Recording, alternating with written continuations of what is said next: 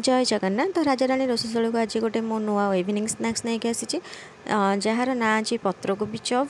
तो ये पत्रकोबी की मु पूरा चुन चुन करके काटिकी नहीं जाइली आ कड़े बसैकी टे तेल देकी लुण हल्दी देकी भाजी नहीं हल्का कहीं जेहेतु पत्रकोबीर स्मेलटा जावाई।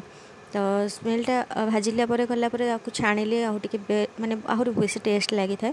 तो से आपण मन घर को जदि किए हठात गेस्ट आसुँच तो आप इंस्टाट माने रेसिपीटी बनई पारे बहुत ही इजी आ बहुत जल्दी भी हो।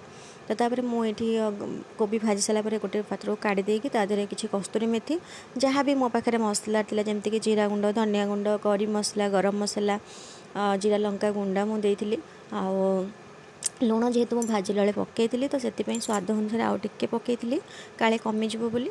तापर मो पाखे सीझे आलू दीटा थी मुझे भाविली सहित आड कर आहरी टे भल लगे तो मुझे सीझे आलू दीटा दे देती।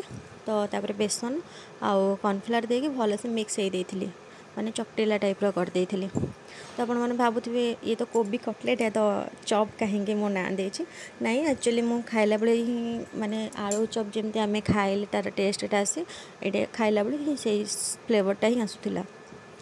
तो से ना पत्रकोबी चप दे देची। तो एमती चकला एमती बॉल टाइप्र कर देती। तो तापर तेल गरम करके मुझे छाणी देती।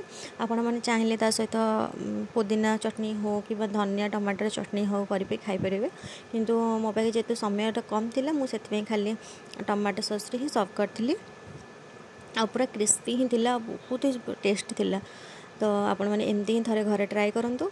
जदि वीडियोटी भल लगी तो लाइक शेयर कमेंट करा जमा भी भूलें। आ जो मैंने भी चैनल नुआ अच्छा जल्दी जल्दी सब्सक्राइब करूँ आपको नुआ नुआ रेसिपी मिल जाए। रोचे जय जगन्नाथ।